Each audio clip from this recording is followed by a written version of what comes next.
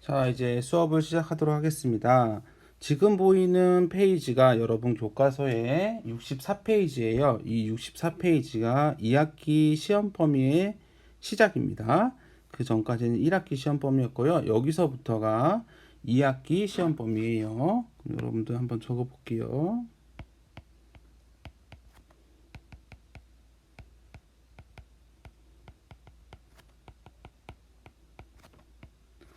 자, 2학기 시험 범위가 여기서부터 시작되고요. 이 2학기 시험 범위가 어디까지 갈지는 좀 이따가 나중에 정해지면 그때 다시 수업 시간 알려드리도록 하겠습니다. 2학기 수업 때는 여러분들이 그 필요한 게 교과서 그리고 공책 유인물이에요. 교과서는 여러분 집에 있을 거고요. 공책도 여러분 있을 건데 전에는 여러분한테 전체적으로 이제 쓰라고 하는 그런 그 공책 정리를 부탁드렸었는데 그 부분이 선생님이 여러분이 너무 좀 부담될 것 같아서 유인물로 해가지고 괄호 넣기나 이렇게 할 수 있게끔 준비하려고 해요. 근데 그런 방법이 아직 구체화되진 않아서 그거는 나중에 차차 설명을 드릴 거고요. 일단은 교과서랑 공책을 가지고 여러분들 오늘 수업을 들으면 될 것 같습니다. 자, 64페이지에 있는 전류를 조정하는 전압과 저항. 그러니까 전류가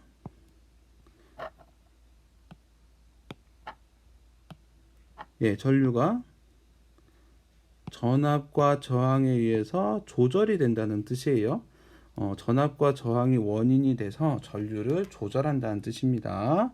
우리 교과서 실험에 먼저 들어가기 전에 수업 필기 노트를 보고 한번 보도록 할게요.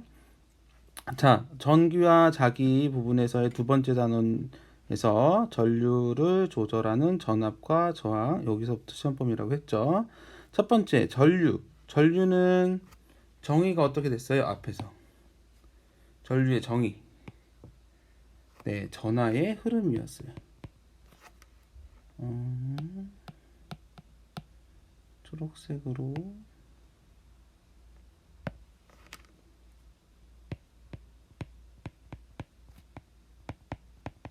전하의 흐름이었어요. 기호는 I를 쓰고요. 단위는 이렇게 쓰는데 이거를 A라고 안 읽고 암페어라고 읽습니다. 전압은 전류를 흐르게 하는 능력이었습니다. 능력. 기호는 V라고 읽고 단위는 V라고 쓰지만 볼트라고 있습니다. 저항은 아직 배우지 않았지만 미리 적어보도록 할게요. 전류의 흐름을 방해하는 정도예요. 기호는 R을 쓰고요. 기호는 오메가인데 읽을 때는 옴이라고 있습니다. 여기 단위의 암페어, 볼트, 옴 모두 과학자 이름이에요. 전기적 분야에서 커다란 업적을 이뤘기 때문에 이렇게 이름을 가지고 단위를 정했습니다. 그러면 우리 전류계에 대해서 한 번 더 보도록 할게요. 전류계는 당연히 전류를 측정하는 기계죠. 그래서 전류의 양을 측정하는 게 전류계고요. 여러분들 고속도로에서 차가 얼마나 지나갔는지는 어떻게 알 수 있어요? 추석이나 설에 이제 뉴스가 나오잖아요. 수도권에 빠져나간 차가 몇만 대입니다. 이렇게 나오잖아요. 네, 여러분들 고속도로에다가 톨게이트를 설치하면 됩니다. 고속도로 중간에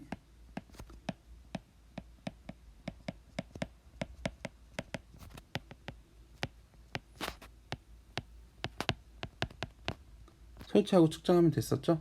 얘도 마찬가지예요. 전류계도 마찬가지입니다. 회로가 있습니다. 회로 여기 플러스 극에서 전류가 나와서 저항해서 일을 하고 다시 전지 쪽으로 들어가고 에너지를 공급받은 다음에 다시 돌고 이런 식으로 해서 하는 하나의 회로가 있는데, 거기에서 전류를 측정하고 싶으면, 전하의 양을 측정하고 싶으면 한 군데를 끊으면 돼요. 뭐 여기를 끊어 볼까요? 여기를 끊었어요. 그럼 여기에다가 어떻게 전류계를 이렇게 설치를 하면 됩니다. 이해되죠? 흐름이니까는 그 중간에 전류를 끊어서 측정하면 됩니다. 자, 한번 써보면은 회로 중간에 전류계를 연결하면 되는데, 이러한 연결은 무슨 연결이라고 하냐면 직렬 연결이라고 합니다. 원로의 회로에 훼손하지 않고 다른 길이 만들어지는 게 아니고 거기에 연결하는 걸 직렬 연결이라고 하고요. 전압계를 보시면 그 전에 이 부분 안 했네요. 전기 회로에 기호가 있는데 이렇게 왔다 갔다 하는 거를 저항의 기호고요. 요거는 전구예요. 전구는 저항의 하나의 예입니다. 하나의 예. 그리고 요거는 전지예요. 전지. 긴 쪽이 플러스, 짧은 쪽이 마이너스입니다. A 동그라미 친 거는 전류계. V 동그라미 치는 거는 볼트를 말하고요. 전압계. 이렇게 구멍이 나와 있는데, 이러면은 이거를 스위치고요. 여기를 닫으면 이렇게 표현이 되겠죠. 이거는 연결이 된 상태, 얘는 연결이 안 된 상태, 이런 식으로 되어 있습니다. 자, 전압계는 마찬가지로 전압을 측정하는 건데, 이번에는 좀 다르게 측정해 볼게요. 전기 에너지 차이를 측정. 자, 우리 고등학교 때 전압이라는 단어를 전기적 위치 에너지 차이라고 말했었잖아요. 그래서 이 차이예요. 전압은 차이. 그래서 전압계는 뭐를 측정하는 거냐면 차이를 측정하는 거예요. 전압은 전압을 측정한다는 말은 에너지 차이를 측정하는 겁니다. 차이를 측정하려면 이전과 이후가 있어야 되겠죠. 그래서 몇 개의 지점이 필요하냐면 2개의 지점이 필요해요. 2개의 지점을 필요로 하고요. 거기에 측정을 하려면 새로운 길을 만들어서 측정을 해야 됩니다. 새로운 길을 하나 만들어야 돼요. 이 새로운 길을 하나 만들었기 때문에 얘를 무슨 연결이라고 하면 병렬 연결. 자, 그런데 여기서 문제를 볼게요. 자, 오른쪽 그림을 보시면 여기 회로가 있습니다. 전지에서 에너지를 공급받아서 플러스에서 전류가 나와서 저항해서 일을 해요. 그럼 에너지가 소비되겠죠? 소비된 상태에서 들어옵니다. 근데 우리가 측정하려고 하는 것은 차이잖아요. 차이. 그러면은 차이가 발생하는 지점을 측정해야지 전압이 측정되는 거예요. 어디를 측정하면 될까요? A와 B 사이에, B와 C, C, D, D, E, F 어디를? FA 또. 자, 예를 들어서 A와 B를 측정해 봅시다. 여기에는 차이가 있어요, 없어요? 에너지를 공급받은 다음에 그냥 지나왔지 에너지를 쓰진 않았잖아요. 그죠? 그래서 A, B, C 모두 다 세 군데는 차이가 없습니다. 그래서 여기는 측정한다고 하면 측정을 할 수 있지만 측정값은 항상 전압이 0이 나와요. 자, 그리고 D, E, F도 마찬가지입니다. 에너지를 공급받고 들어와서 열심히 일한 상태에서 에너지가 빵이 되겠죠? 에너지가 없는 상태로 쭉 하고 들어오니까 D, E, F는 모두 다 에너지가 없기 때문에 차이도 없어요. 그죠? 그래서 측정할 수 있는 부분은 2가지입니다. 자, 에너지가 없을 때 공급받은 후, 또는 에너지가 많은데 일을 한 후, 2가지를 알 수 있어요. 그래서 먼저 CD에다가 표현을 해보면, 이렇게 해서 전압계를 걸고 이렇게 측정하면 돼요. 저항이 지나가기 전 C와 저항을 지나간 후 D에서 에너지 차이가 얼마나 발생했냐. 그러니까 저항에서 얼마만큼 에너지를 일로 바꿔서 써버렸냐라고 측정을 할 수 있는 겁니다.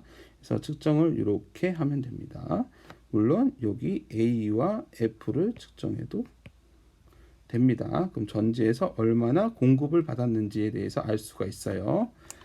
자, 이렇게 해서 전압계와 전류계에 대해서 간단하게 설명을 했고요. 또 다른 실험 영상을 보면서 여러분들 전압계, 전류계에 대해서 좀 더 자세히 알아보도록 하세요. 자, 우선 전류계, 전압계에 대해서 설명하도록 하겠습니다. 지금 보시는 게 전압계, 그리고 요거는 전류계예요. 구별할 수 있는 방법은 나와 있는 여기 단위입니다.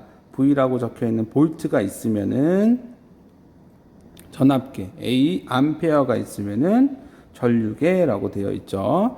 자, 조금 더 살펴보시면 여기 전압계를 한번 보면서 설명하도록 할게요. 전압계에 보시면 여기 빨간 단자가 있고 까만색 두 개가 있죠. 까만색에는 마이너스, 빨간색에는 플러스. 그래서 전원 장치에서 플러스 선에서 나온 걸 여기다가 연결을 하고요. 마이너스 선에서 저쪽에서 나온 전선을 이쪽에다가 연결을 하게 되는 겁니다. 그런데 플러스 마이너스 단자가 두 개가 있죠. 하나는 5V라고 적혀 있고 하나는 15V라고 적혀 있습니다. 여기 나와 있는 숫자는요, 그만큼까지 측정할 수 있다는 거예요. 여기에 단자에 연결하면 15V까지, 여기 단자에 연결하면 5V까지 연결할 수 있다는 겁니다. 측정할 수 있다는 겁니다. 자, 그러면은 만약에 여러분들이 단자에 이렇게 연결하고 그 다음에 플러스에 이렇게 연결했다고 칩시다. 그러면은 저희가 5V에 연결했기 때문에 바늘이 움직였을 때 어떻게 해야 되냐? 자, 여기 바늘이 0부터 시작을 하는데 오른쪽으로 가면 15라고 적혀있는 위에 눈금이 있고요. 5라고 적혀있는 아래 눈금이 있어요. 하지만 우리가 어디다 연결했죠? 그래서 5V까지 측정할 수 있는 단자에 연결했기 때문에 아래 눈금을 보시면 돼요. 아래 눈금을. 그런데 저희가 15V 단자에 연결을 했다 싶으면은 15V까지 측정할 수 있는 곳이기 때문에 위에 눈금 0에서부터 15까지 있는 눈금을 읽으시면 될 것 같아요. 예를 들어서 여기 숫자가 있다고 합시다. 이렇게 지금 볼펜 있는 곳에 바늘이 있다고 치면 지금 15V에 연결했기 때문에 위에 눈금을 읽으면 0에서부터 5까지 사이에 두 번째 칸에 있죠. 여기 보면 하나, 둘, 셋, 넷, 다섯이잖아요. 그래서 여기 있으면은 2V 이렇게 읽으시면 돼요. 하지만 똑같은 위치지만 이렇게 아래다가 연결을 했으면 5V까지니까 아래 눈금을 사용하고요. 이 똑같은 위치, 아까는 2V였던 게 똑같은 위치가 여기 아래 눈금을 보시면은 0에서 1 사이인데 반을 살짝 넘었죠? 0.6 정도 되죠? 그래서 얘는 0.6이 되는 거예요. 6V. 알겠죠? 내가 연결한 단자에 맞춰서 눈금을 선택해서 읽으면 된다. 그리고 V라고 적혀 있으면 전압계 A라고 적혀 있으면은 암페어이기 때문에 전류계가 된다. 전류계 전압계가 이렇게 동일하게 설명이 될 것 같습니다. 그러면은 이걸 어떻게 연결하는지 한번 알아보도록 하겠습니다. 먼저 그림으로 설명해 드릴게요. 전류계 전압계를 어떻게 연결하는지. 자, 건전지가 이렇게 있다고 할게요. 튀어나온 쪽이 플러스, 이게 마이너스 극이겠죠? 여기에 그 전선을 이렇게 연결을 해서 전구를 반짝반짝 킨다고 합시다. 그럼 이쪽으로 해서 플러스 단자에서 전류가 흐르겠죠. 자, 전류계는 전류의 양을 측정하는 거예요. 양을 측정하려면은 지나가는 길목에다가 측정 장치를 놓으면 돼요. 우리 고속도로에서 만약에 추석 귀성길에 서울에 얼마나 빠져나갔냐라고 측정하려면 서울 고속도로 톨게이트에 지나간 차의 수를 대면 되잖아요. 이것도 마찬가지예요. 전류가 지나가는 길목을 막고요. 막아버린 다음에 거기다가 전류계를 넣으면 됩니다. 이렇게 해서 전류계는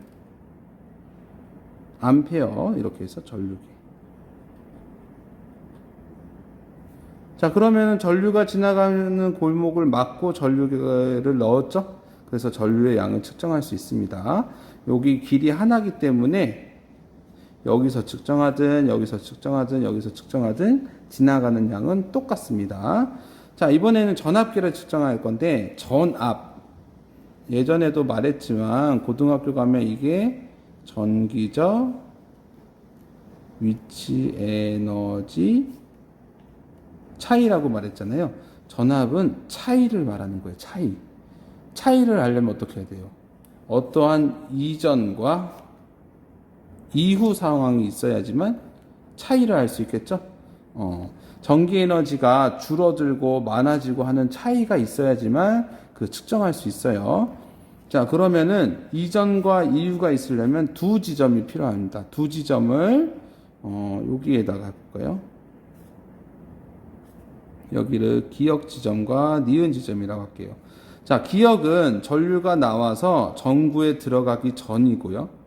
니은은 전류가 나와서 전구에서 어떠한 에너지를 빛에너지로 바꾼 다음에, 전기에너지를 빛에너지로 바꾼 다음 이후에 전류예요. 그래서 이 지점을 이렇게 연결을 해서 전압계는 이런 기호를 씁니다. V 동그라미 이렇게 해가지고 연결을 하면은 전압계가 올바로 연결됐어요. 이러한 연결을 뭐라고 하냐면 얘는 병렬 연결이라고 하고요. 지나가는 길목을 잡은 전류계는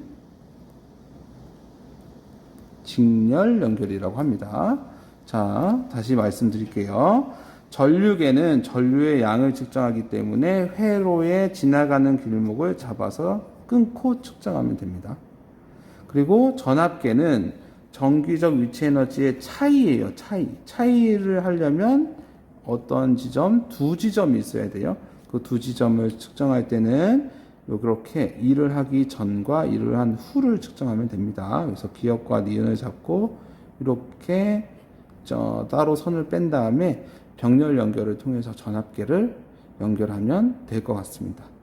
이거를 이제 실제적으로 어떻게 구성하는지 한번 보도록 하겠습니다. 자, 여기 보시면 이게 전원 장치, 그리고 전구, 그리고 여러 가지 전선들이 있습니다. 이걸 가지고 한번 회로를 연결해 볼게요.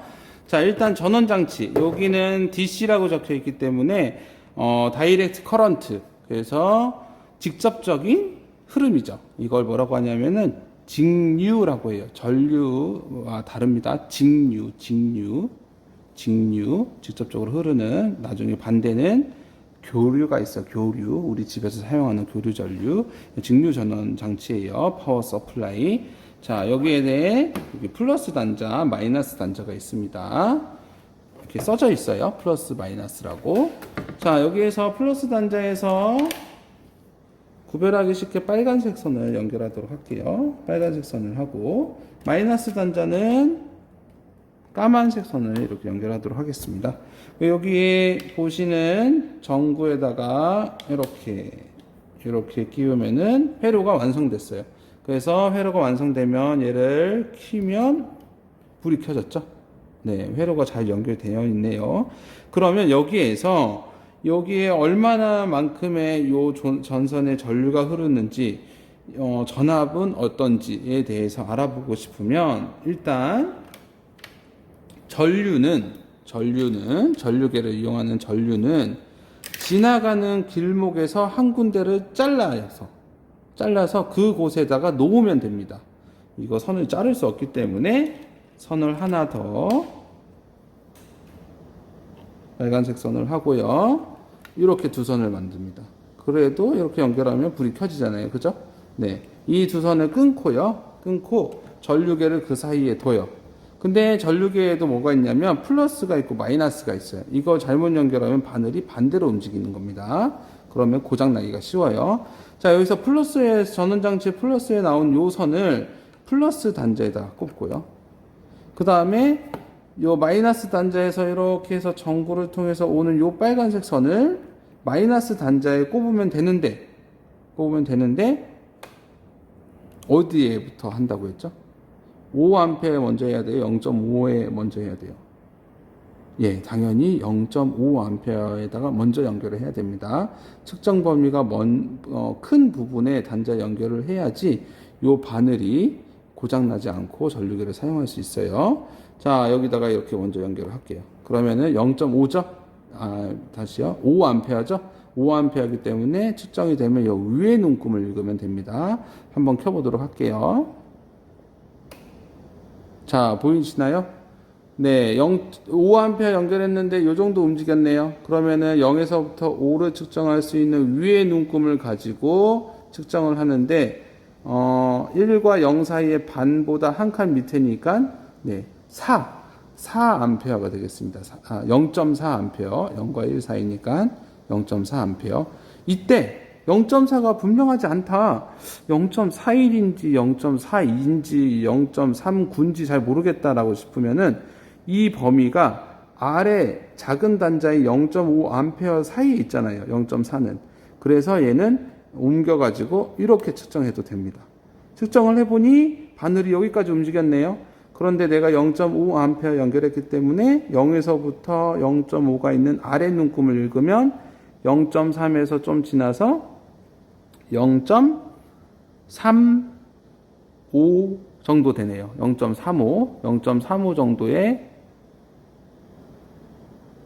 여러분이 보기에는 네, 0.35 조금 넘었죠. 예, 그 정도의 그 전류 값을 가지고 있다고 생각하면 됩니다. 자, 이번에는 전압계. 자, 전압계는 이렇게 회로가 구성되어 있는 곳에서 두 지점을 빼야 됩니다. 그래서 선생님은 전구의 전과 전구의 후를 빼도록 할게요. 전구의 전, 빨간색 전류가 이렇게 흘러가지고 전구를 지나가기 전인 빨간색 부분과 전구를 지난 다음 요 까만색 부분에 선을 연결하도록 할게요. 그래서 전압계도 마찬가지로 플러스 단자, 마이너스 단자가 있잖아요. 플러스 쪽에서 뺀 요 빨간 선을 플러스 단자 쪽에, 전원의 마이너스에 좀 더 가까운 요 까만색 선을 마이너스 단자 까만 선에 연결했던데, 얘도 마찬가지로 어디에 먼저? 네, 커다란 값을 측정할 수 있는 15V 단자에 먼저 연결을 해야 됩니다. 알겠나요? 자, 이렇게 해서 연결을 하고 전원 장치를 켜면 다시 불이 들어왔죠? 그런데 여기 전압계도 이렇게 바늘이 움직였습니다.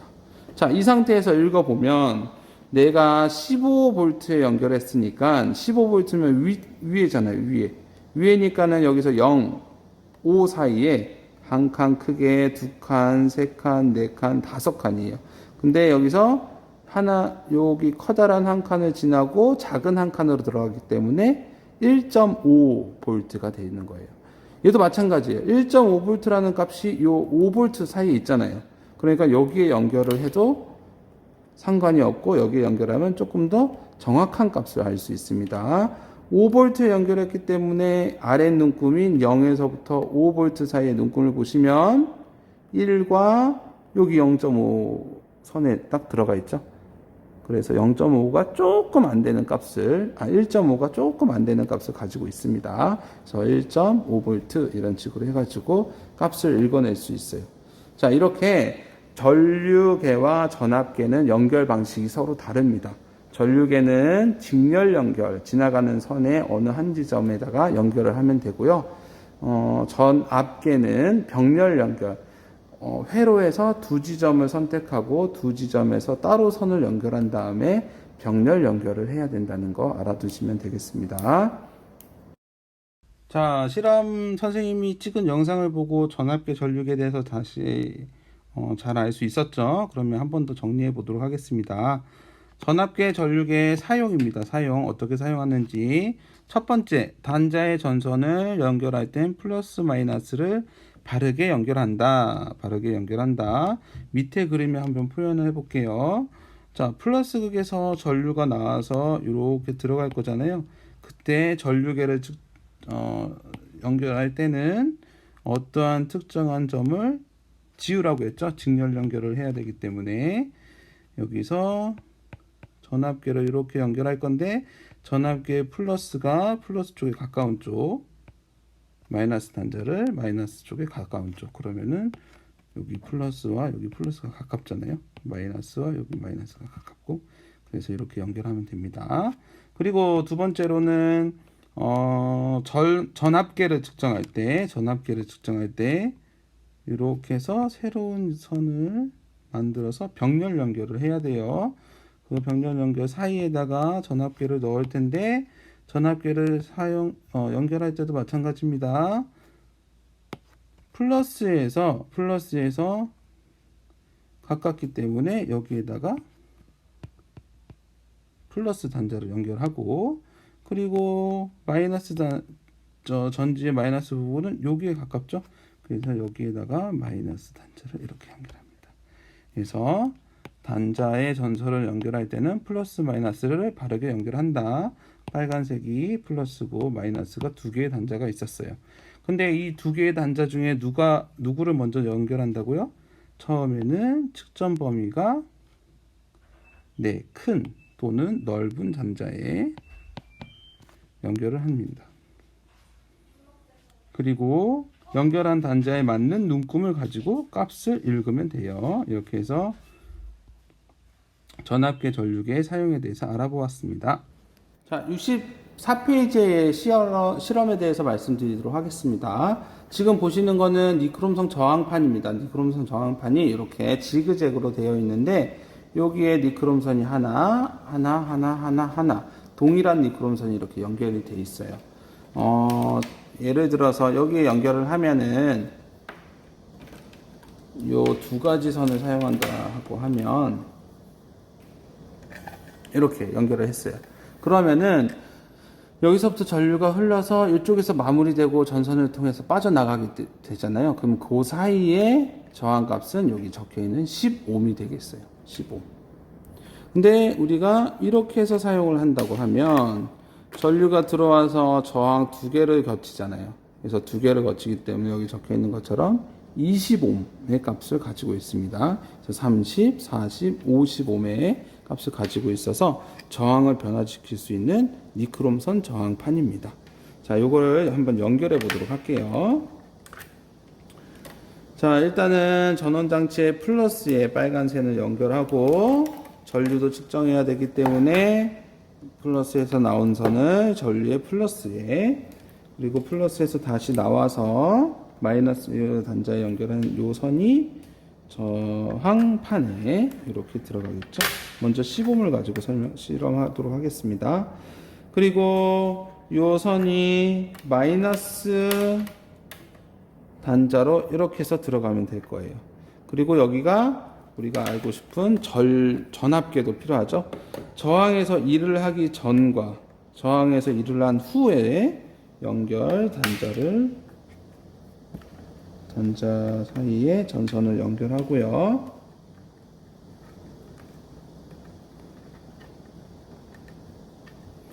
플러스 쪽에서 나온 요 빨간색 선을 전압계 플러스에 단자에, 마이너스 선을 마이너스 단자에 이렇게 연결하면 됩니다.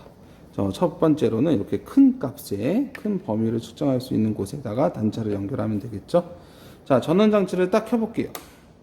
자, 우리가 전압을 점점 변화시킬 거니까 선생님이 일부러 1V에 맞춰서 변하도록 해보도록 하겠습니다. 자, 여기 작은 단자로 바꿀게요. 자, 여기 보시면 1V 보이시나요? 55V에 연결했기 때문에 아래 눈금을 읽어서 1V. 그리고 그때 전류의 값은 몇이냐?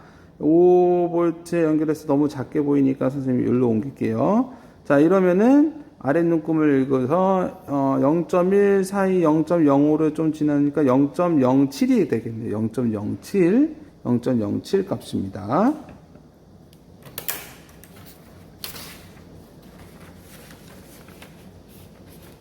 자, 적어보도록 할게요. 15밀 때 전압은 1V였고요.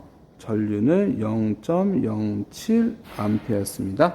이번에 전원장치를 조절해서요, 2V로 늘려볼게요. 2V.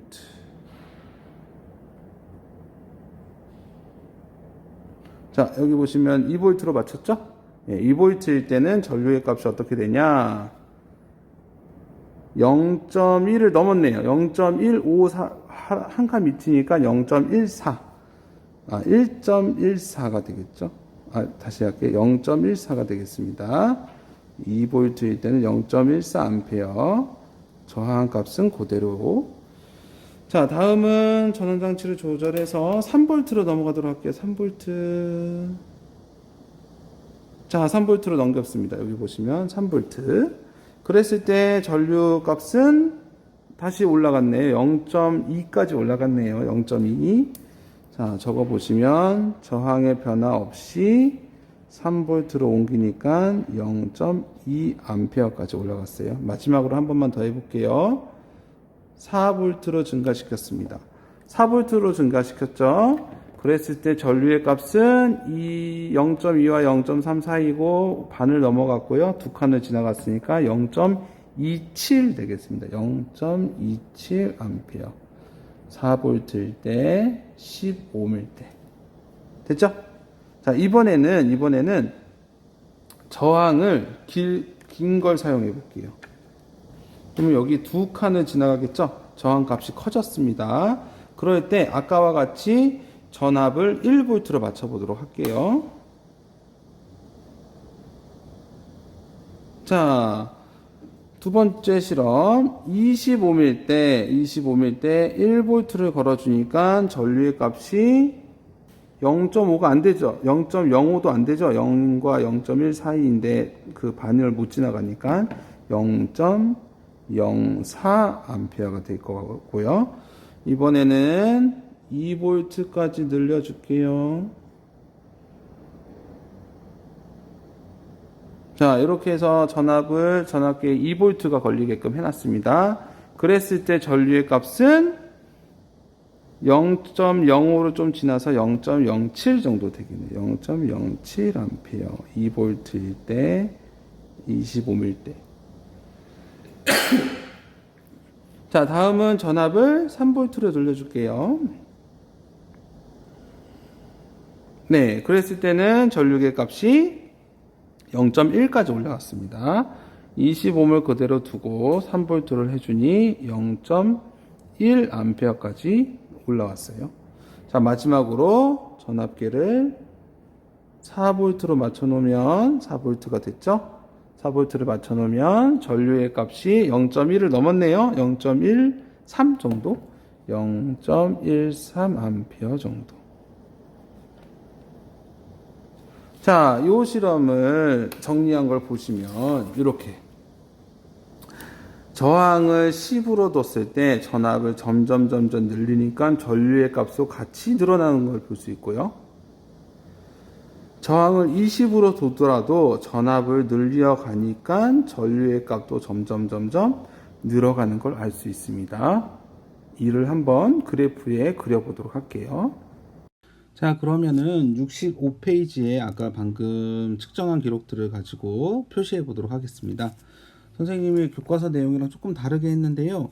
전압을 1, 2, 3, 4 이렇게 늘렸고요. 그 다음에 전류의 세기는 암페어 단위로 측정을 했습니다. 그래서 여기 이런 부분을 지워서 1, 2, 3, 4를 새로 썼고, 전류의 세기일 때 여기 미리를 지웠습니다. 그래서 이렇게 작성을 해볼게요. 자, 우선 긴 니크롬선은 25ohm짜리 저항을 연결했을 때입니다. 긴 니크롬선, 짧은 니크롬선에서는 저항이 15mm 때 그때의 값들을 말합니다. 한번 그려보도록 할게요. 자, 요런 그래프를 그릴 때 여러분들이 주의할 점들이 있는데, 일단 그래프에서는 0점을 먼저 찾아야 돼요. 그리고 가로축이 무엇인지 세로축이 무엇인지 보아야 되는데, 요 괄호 안에 있는 것은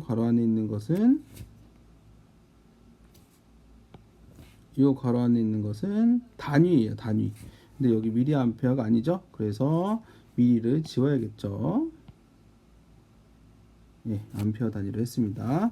자, 우리가 전압을 0부터 4까지 했었잖아요. 그런데 여기서 보니까는 칸이 한 칸, 두 칸, 세 칸, 네 칸, 다섯, 여섯 칸 정도네요. 6칸 중에서 1, 0, 1, 2, 3, 4 하면 4칸을 사용하는 거잖아요. 그럼 적절히 사용하고 있는 겁니다. 표시를 해보면 1, 2, 3, 4, 5 이렇게 표시를 할 수 있고요. 여기도 마찬가지로 1, 2, 3, 4, 5도 마찬가지입니다. 근데 긴 니크롬선과 짧은 니크롬선을 보니까는 최대값이 0.27이라는 전류값이에요. 근데 여기 아까와 같이 여기서 1, 2, 3, 4를 표시하면은 0.27은 여기밖에 안 돼요. 그냥 전체 그래프에서 여기만 가지고 그린다고 하면은 모양이 보기가 매우 어렵겠죠. 표시하기도 어렵고. 그래서 0.27이니까 0.3이라고 생각하고 여기서 한 칸, 두 칸, 세 칸, 네 칸, 다섯, 여섯 칸이 0.3이라고 볼게요. 그러면은 맨 위에다가 여기가 0.3. 그러면 여기 두 칸 내려간 게 0.2. 여기가 0.1이 되겠죠. 마찬가지로 여기도 0.1, 0.2, 0.3A가 되겠습니다. 값을 표시해 보면 0일 때는 0, 우리가 실험을 안 했지만 전압을 안 주면 전류도 흐르지 않겠죠. 그리고 1V일 때는 0.4, 0.4면은 0.04면은 여기겠네요.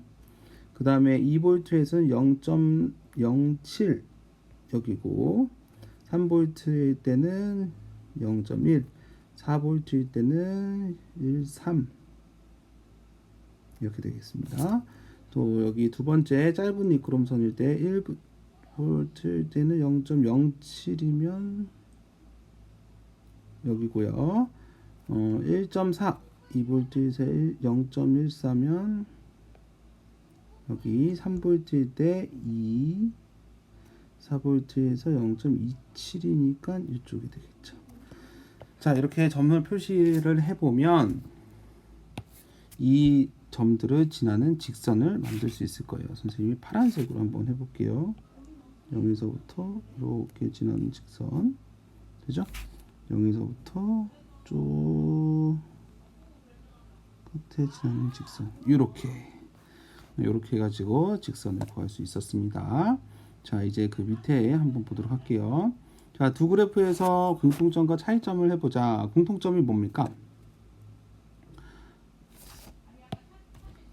네, 직선이다예요.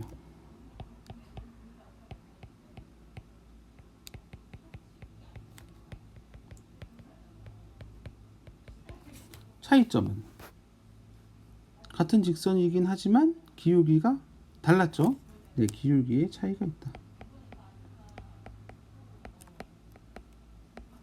자, 여기에서 직선은 무엇을 말하냐면 전압이 증가할 때 전류의 세기가 같이 증가한다는 뜻이에요. 여기 직선은 비례 그래프라는 말이고요. 비례 그래프는 뭘 말하냐면 전압은 거꾸로 적어야 돼요. 전류는 전압에 비례한다는 공통점을 가지고 있습니다. 차이. 그래서 첫 번째 정리의 두 번째 물음, 전압과 전류의 관계는 어떠냐? 공통점으로 서로 비례한다. 전류는 전압에 비례한다 라는 걸 알고 있고요. 차이점, 기울기의 차이가 나죠. 기울기의 차이가 왜 나냐? 긴 니크롬선일 때는 저항이 클 때를 말하는 거고요. 짧은 니크롬선일 때는 저항이 작을 때를 말합니다. 자, 차이점, 기울기의 차이는 두 니크롬선의 저항값이 다르다라는 걸 말해주고 있습니다. 그래서 전압이 같을 때 두 니크롬선의 3번 물음입니다. 전압이 같을 때 두 니크롬선에 흐르는 전류의 세기는 어떠한가? 자, 전압이 같을 때 볼까? 뭐 예를 들어서 3V라고 합시다. 3V일 때는 1이잖아요. 근데 여기에서 3V일 때는 2지 않습니까? 네, 두 배가 커지죠. 우리가 니크롬선을 할 때 여기에서는 그 25옴을 사용했었고 여기서는 15옴을 사용했잖아요. 저항이 2배가 큰 상태잖아요. 그때 저항이 2배가 클 때 3V 똑같이 했을 때 얘는 1, 여기서는 2V, 2A, 0.2A였습니다. 반대죠, 반대. 자, 저항이 같을 때 두 니크롬선에 흐르는 전류의 세기는 긴 니크롬 선에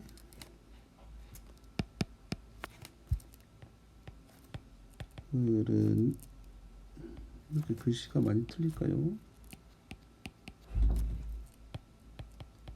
흐르는 전류의 세기가 작다. 네, 이렇게 결론을 내릴 수 있을 것 같습니다. 자, 그러면은 실험 영상을 보고 왔으니 이걸로 한 번 더 정리해 보도록 하겠습니다. 첫 번째, 긴 니크롬선을 연결했을 때 전압과 전류의 그래프는 직선을 나타내는 것을 찾아낼 수 있었지만 기울기가 낮았습니다. 두 번째, 짧은 니크롬선을 연결했을 때는 전압 전류에서 똑같이 직선이지만 기울기가 급했어요. 자, 긴 니크롬선은 뭐냐? 긴 저항이고 저항이 크다라는 뜻이고요. 짧은 니크롬선은 저항이 작다라는 것이에요. 니크롬선 동일하죠? 동일한 물질에서는 길이에 따라서 저항이 결정되는데 길이가 길면 길수록 저항이 크고 짧으면 저항이 작습니다. 자, 그래서 긴 니크롬선일 때는 저항이 크기 때문에 흐름을 많이 방해하죠. 그래서 기울기가 높게 나오지 못했고요.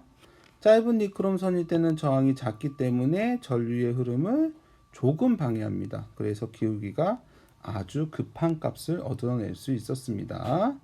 이를 좀 더 자세히 설명을 해보면 방금 우리가 실험한 게 뭐냐면 옴의 법칙 실험이에요. 옴이라는 사람이 전압과 전류의 관계를 가지고 실험을 했을 때 직선을 얻었다는 겁니다. 자, 이 실험을 정리해보면 전압이 증가하면 전류도 같이 증가한다. 같이 증가하고 같이 감소하는 거를 전류는 전압에 비례한다라는 뜻이죠. 요거를 기호로 어떻게 나타내냐면 전류는 전압에 비례한다라고 수학에서 이렇게 나타냅니다. 자, 그러면 전류 전압 저항 관계를 한번 알아보도록 할게요. 전압은 전류에 흐르게 하는 능력이기 때문에 비례합니다. 그래프에서 이렇게 비례 그래프를 찾아낼 수 있고요. 저항은 전류를 방해하기 때문에 반비례라고 할 수 있고요. 그래프를 그려보면 이렇게 곡선을 찾아낼 수 있어요. 자, 수학에서 기호로 나타내면 다음과 같이 전류는 전압에 비례한다라고 이렇게 표현을 하고요. 전류는 저항에 반비례한다 라는 표현을 같은 기호를 쓰지만 분의 1 하고 저항을 밑에 씁니다. 분모에 써버려요. 그러면 이제 반비례한다는 뜻이에요. 요식 두 개를 같이 합하면 이렇게 쓸 수 있겠죠.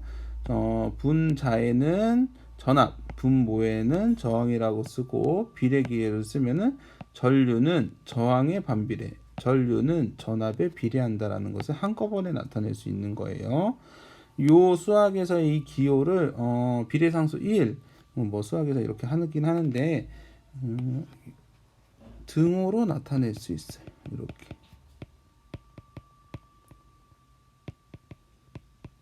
이렇게. 자, 이거를 기호로 다시 쓰면 전류의 기호는 I, 저항의 기호는 R, 전압의 기호는 V 이렇게 해서 I는 R분의 V 이런 식으로 해서 전류, 전압, 저항의 관계를 하나의 식으로 나타낼 수 있습니다. 이거를 한번 수식으로 어떻게 푸는지 마지막으로 알아보고 마치도록 하겠습니다. 자, 첫 번째 회로 볼트가 10볼트를 연결해서 전류가 흐른 다음에 이 ohm의 저항을 지나가고 들어온대요. 이때 전류는 얼마만큼 흐르냐 알고 싶을 때는 똑같이 I는 R분의 V라는 식을 이용하면 됩니다. 자, I는 모르죠? 지금. 근데 10V라는 거 알고요. 이 ohm이라는 거 알아요. 그래서 I는 숫자끼리 나누면 5고 단위는 ohm분의 V가 암페어 단위입니다. 그래서 5암페어 이렇게 구할 수 있고요. 두 번째는 얼마를 걸어준지 모르지만 9암페어가 흐르고 있대요. 근데 이때 저항은 3ohm이래요. 써볼게요. 9암페어가 흐르고 있는데 저항이 3ohm입니다. 그럼 여기에는 몇 볼트일까요? 그렇죠. 27V가 되겠죠. V는 27V. 그래서 여기는 V는 27V라는 거 알 수 있습니다. 자, 이번에는 저항을 몰라요. 3V를 걸어줬는데 1A가 흐르는 거 측정했어요. 근데 저항 값이 얼마인지 모릅니다. 똑같습니다. 1A가 흐르고 있는데 3V를 거절했다. 여기에 값을 모르고 있죠. 1이 나오려면 R 값은 3ohm이어야겠죠. 이런 식으로 해가지고 그 전류 전압 저항 중에 하나의 값을 모를 때는 I는 R분의 V라는 식을 사용해서 나머지 값을 알아낼 수 있습니다. 자, 이렇게 해가지고 66페이지까지의 내용을 마무리하도록 할게요.